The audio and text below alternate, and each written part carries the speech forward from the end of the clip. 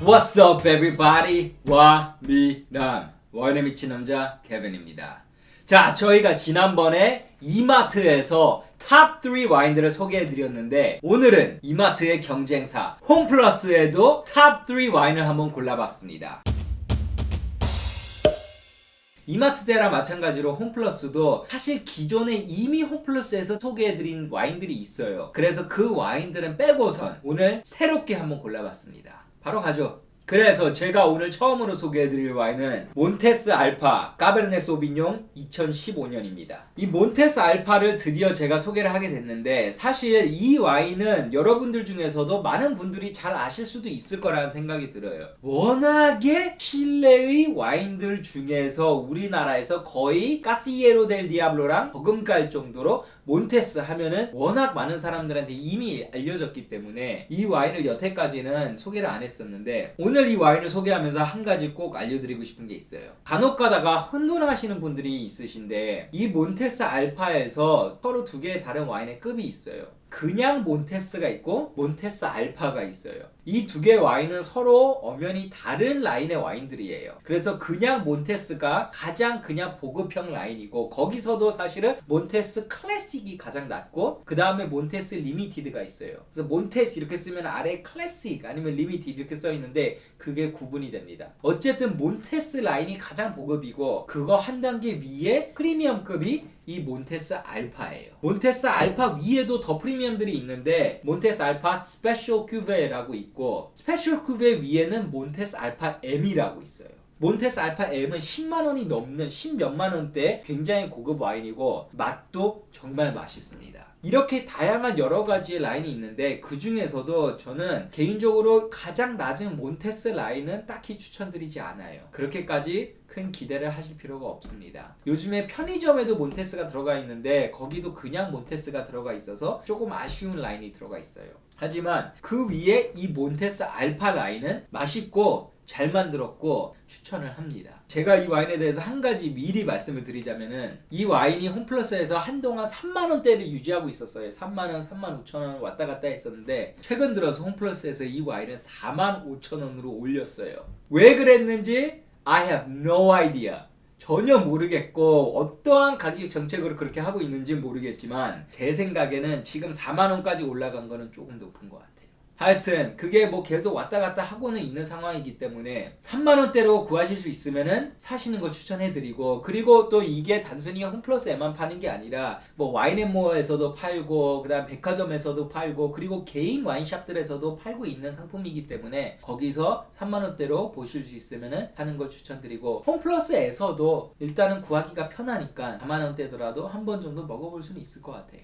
이 몬테스 와이너리는 상대적으로 꽤 최근에 만들어진 와이너리예요. 1987년도에 아우렐리오 몬테스라는 사람이 나머지 파트너 3명이랑 총 파트너 4명이 모여갖고 이 만든 회사예요. 근데 80년대 후반에 만들어진 것 치고는 지금 그 몇십 년 사이에 굉장히 탄탄한 자리를 잡았어요. 지금 현재 칠레에서 한 5번째로 큰 와인 회사일 텐데 우리나라에서는 뭐 말할 것도 없이 굉장히 인지도가 높은 와인이 됐고 전 세계적으로도 이 몬테스가 잘하고 있는 것 같아요. 특히 거기서도 이 몬테스 알파 이 브랜드가 걔네가 87년도에 열고 나서 88년도에 바로 출시한 와인인데 이 몬테스 알파가 크게 히트를 쳐갖고 거의 칠레에서도 나름 가격대 괜찮은 프리미엄 와인으로서는 딱 자리매김을 했어요. 그 중에서도 가장 대표적인 게 이 까베르네 소비뇽이에요. 자, 그러면 이 와인을 바로 한번 따라 보겠습니다.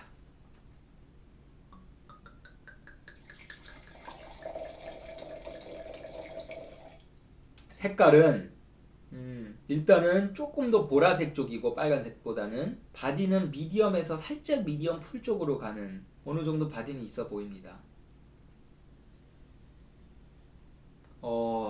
일단은 향이 고급스러운 향이 나요. 제가 실내의 가성비 까베르네 소비뇽 중에서 종종 언급하지만 그 전형적인 약간 메탈릭, 좀 쇠 같은 그러한 이제 향과 그리고 약간 흙 같은 투박한 그러한 이제 earthiness가 또 있어요. 이 두 가지가 사실은 저는 이 칠레의 까베르네 소비뇽 중에서 조금 매번 거슬리는 경우가 많아요. 하지만 이 와인은 그러한 향들이 없고 굉장히 well-rounded, 고급스럽게 잘 밸런스 되고 있습니다. 처음으로 나는 향들은 약간 민티한 향이 나요. 뭔가 시원한 그런 민트 향이 나면서 동시에 약간 바이올렛, 뭔가 제비꽃 같은 향도 나고 과일 향이 그냥 굉장히 잘 익은 적포도인데 완전히 무르익었다 해서 며칠 전 아직까지도 조금 애시디티, 뭔가 이 신선도가 잘 살아있는 뭔가 톡 쏠 것 같은 그러한 향이 있어요. 코에 탁탁 튀는 이 민티하면서도 약간은 뭔가 스파이스 같은, 뭔가 유칼립투스 같은 그러한 효과가 굉장히 마음에 드네요. 어쨌든 그러면서도 고급스럽습니다.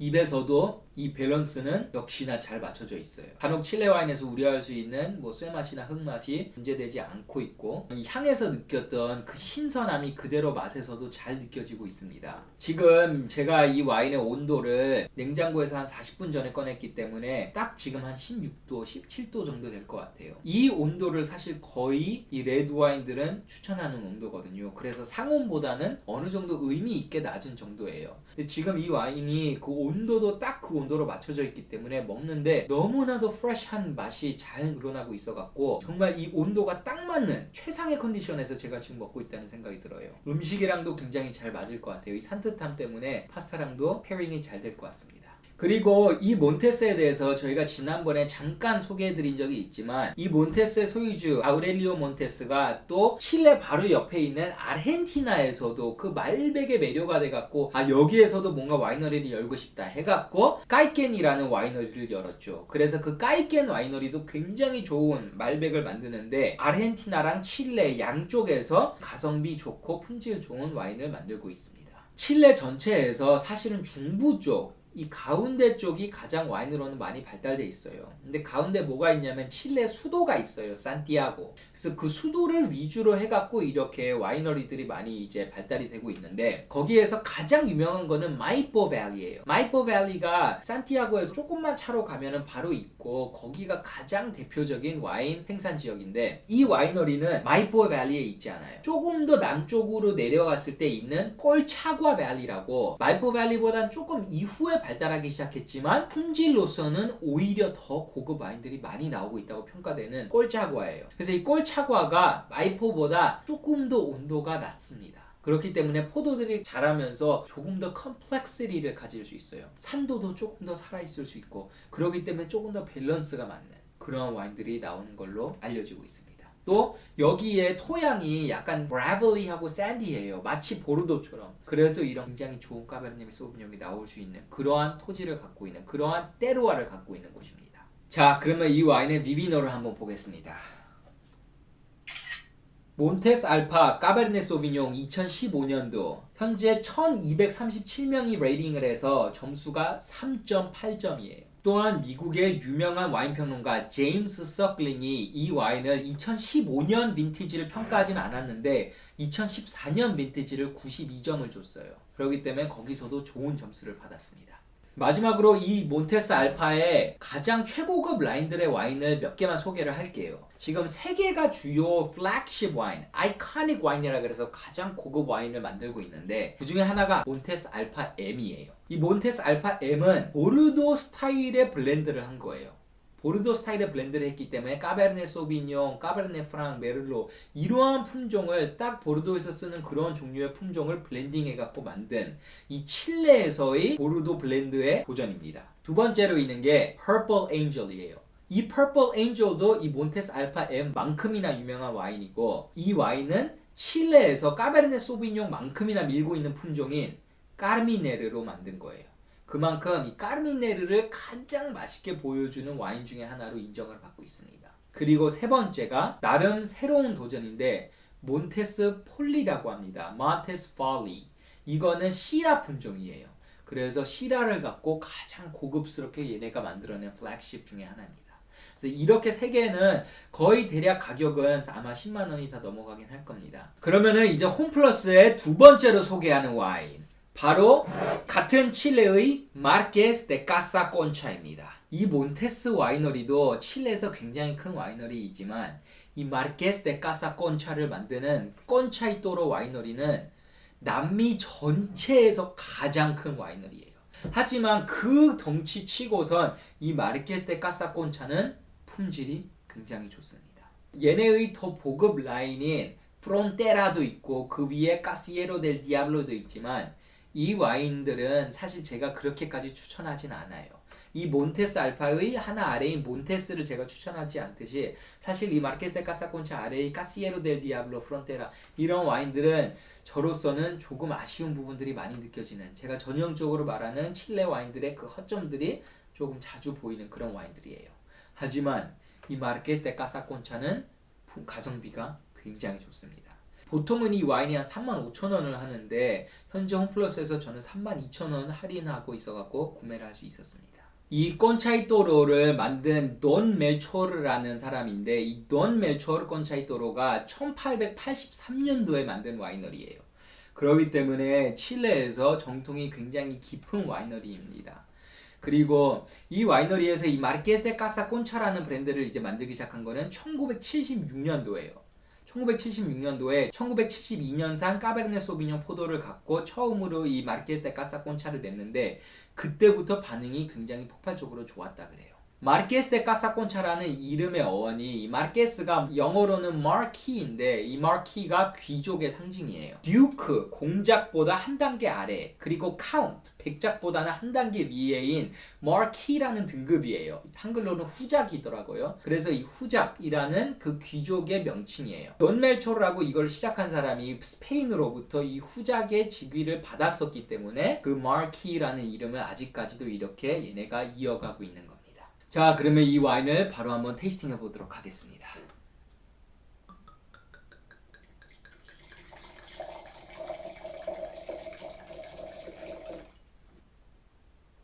이 와인도 색깔이 상당히 진한 것 같아요. 미디엄에서 미디엄 풀바디인 것 같고 색깔이 아까랑 비슷하게 살짝 보라색이 띄지만 이게 조금 더 약간 뭔가 빛나는 게 있는 것 같아요. 아까보다 조금 더 뭔가가 이 샤이니합니다. 이 와인도 코에서는 아까 몬테스처럼 뭔가 산도가 상당히 살아있는 게 느껴지고요. 아까는 거기에다가 좀 더 제비꽃이 이렇게 느껴졌다면 여기서는 거기다가 조금 더 바닐라 쪽이 느껴지는 것 같고 여전히 과실향은 굉장히 강합니다. 이 마르케스 데 까사콘차 포도는 아까 말씀드렸던 이 칠레에서 가장 유명한 포도 생산지 중에 하나인 마이포 밸리에서 생산이 돼요. 전형적인 마이포 밸리의 와인이고 대신 마이포 밸리에서 뿌엔테 알토라는 굉장히 특정한 지역의 테루아에서 만들고 있기 때문에 거기 뿌엔테 알토만의 이 고유한 향을 좀 내고 있습니다. 이 와인에서는 까베르네 소비뇽 90%랑 그 다음에 10%를 메를로를 섞고 있다 그래요. 그래서 이 메를로가 까베르네 소비뇽을 조금 더 부드럽게 라운드아웃하는 그런 역할을 하고 있어요. 향에서는 까베르네 소비뇽의 가장 전형적인 black currant, 딱히 흙냄새의 earthiness가 있는 것 같진 않고요. 몬테스 알파가 딱 익기에 한 3일 전에 땄다고 만약에 비유를 하자면은 이 마르케스 데 까사콘차는 정확하게 익기에 하루 전 정도의 그 정도의 느낌인 것 같아요. 산도는 여전히 꽤 강합니다. 자, 맛을 볼게요.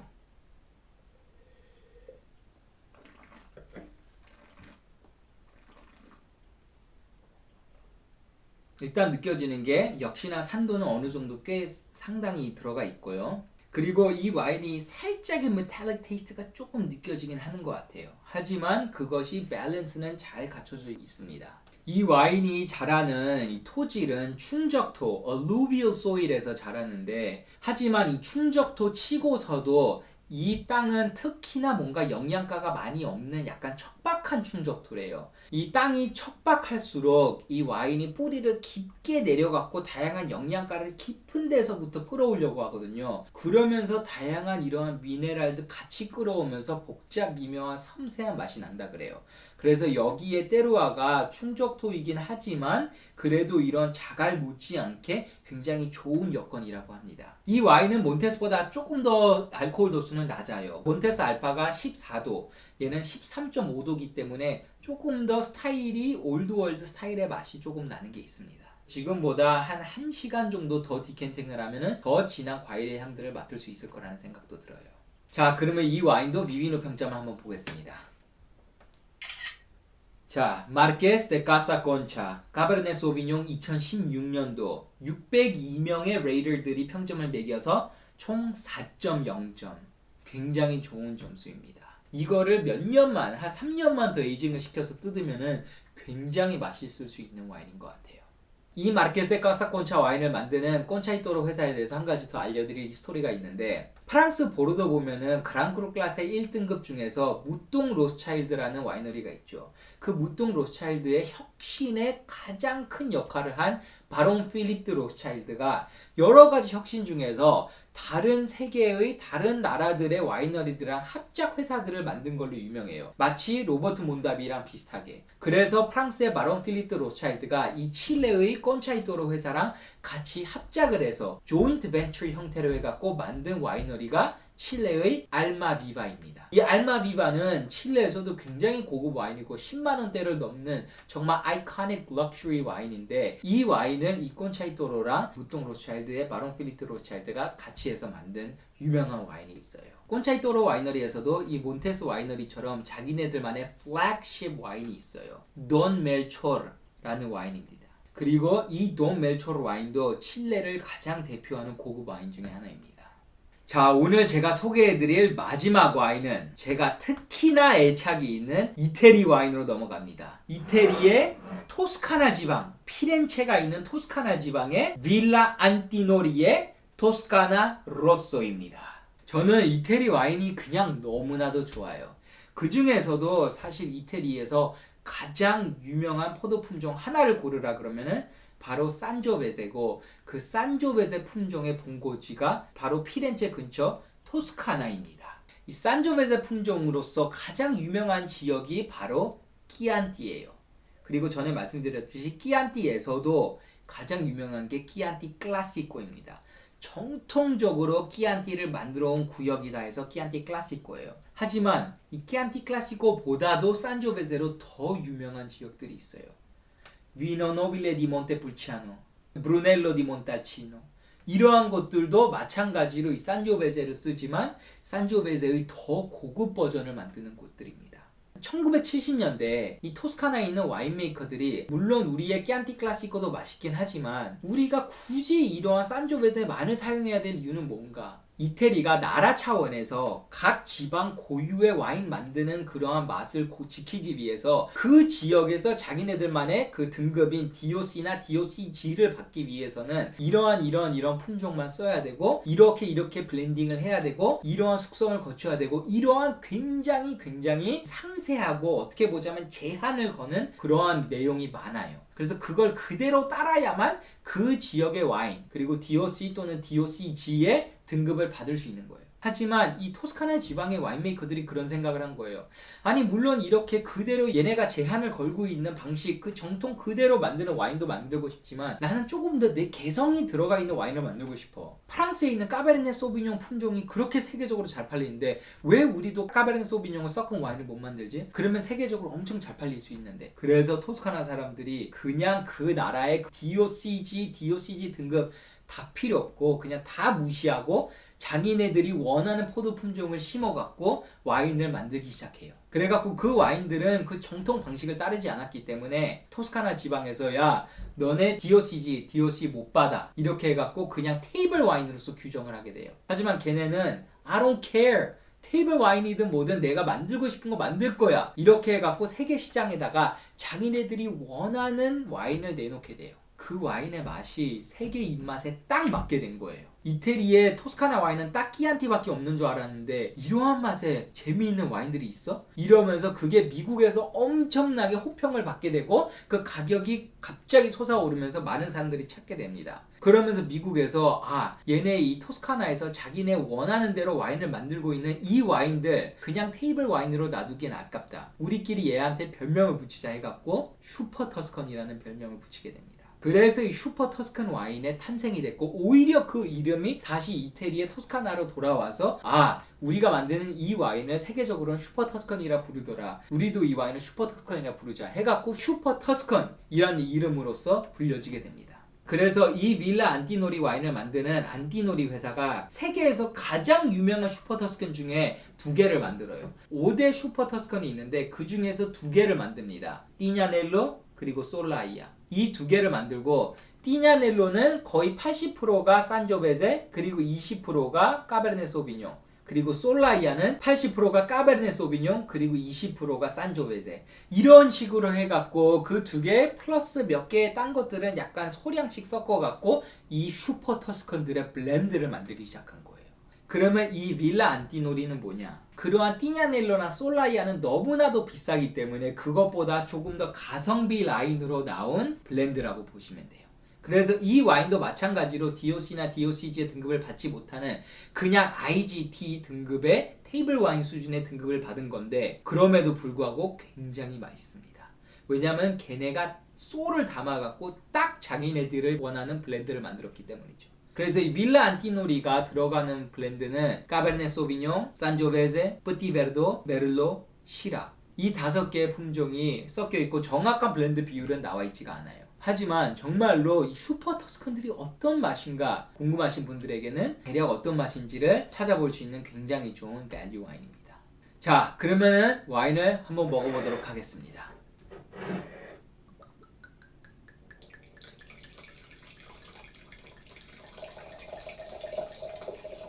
보기에는 아까 와인들과 마찬가지로 한 미디엄 4바디 정도로 보이고요. 색깔은 루비색을 띠고 있는 것 같아요. 향은 까베르네 소비뇽이 거의 메인 품종이 되는 단일 품종 와인들보다는 이 와인은 블렌드이기 때문에 그런 만큼 정말로 다양한 프로파일의 향들이 나는 것 같아요. 일단 과실에 있어서도 더 다양한 종류의 과일들의 향이 나요. 자두도 있고 진한 검은 체리도 있고 체리 잼도 있는 것 같아요. 그리고 역시나 올드 월드로 돌아와서 그런지 이 향에서 조금 더 earthy한 뭔가가 살짝 콤콤한 그런 향이 있는데 이 콤콤한 정도가 약간의 이 지하에 내려갔을 때 그 지하에서 흘러나오는 약간 오래된 것 같은 고풍스러움 그런 정도인 것 같아요. 오히려 고급스러움을 더해주는 정도의 향인 것 같고 플러스가 되는 요인인 것 같습니다. 이 알코올의 에탄올 향도 좀 살아있는 것 같고 그 다음에 이 아까부터 나는 이 체리잼 향이 인상적인 것 같아요. 살짝의 감초도 있고요.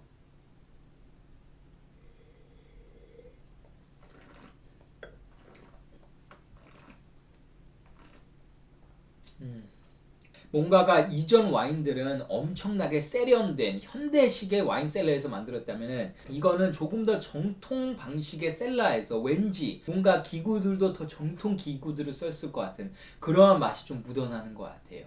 그래서 너무나도 깨끗한 그런 과일들 신선함 이것보다는 조금 더 뭔가가 오랜 동안 와인을 만들어 온 이 와인 셀러에서 이 남았을 만한 조금만 이 와인 조각들에서 이렇게 품어나오는 깊은 맛 그런 것들이 섞여 있을 것 같은 그런 맛인 것 같아요. 이 와이너리가 실제로 굉장히 오래됐어요. 이 안티노리라는 이 가문이 400년 넘게 와인을 만들고 있는 가문이에요. 원래는 실크를 만들던 가문인데 400년 전서부터 이 와인을 만들기 시작했고 토스카나에서 가장 정통이 있고 잘 알려진 와인 가문 중에 하나입니다. 원래는 이 빌라 안티노리 브랜드가 마찬가지로 끼안티 클라시코를 만들고 있었다가 2001년도서부터 이렇게 블렌드를 시도하기 시작했는데 이 블렌드가 저는 개인적으로 끼안티 클라시코보다도 더 맛있는 것 같더라고요. 이 안티노리 가문에서 굉장히 중시하는 것 중에 하나가 이 와인을 만들 때 그 철학이 와인을 그냥 혼자서 먹는 것이 아니라 그것만을 마시는 것이 아니라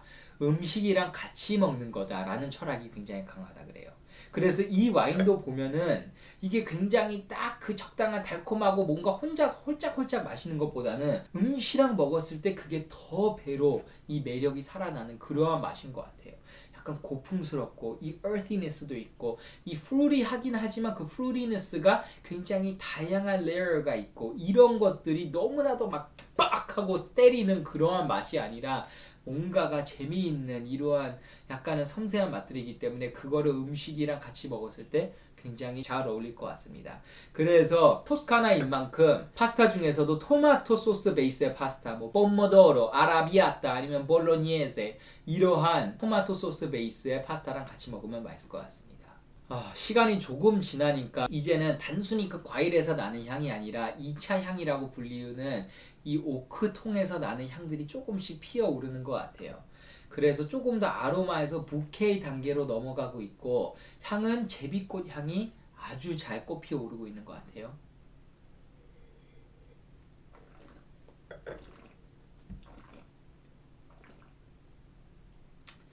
너무 맛있습니다.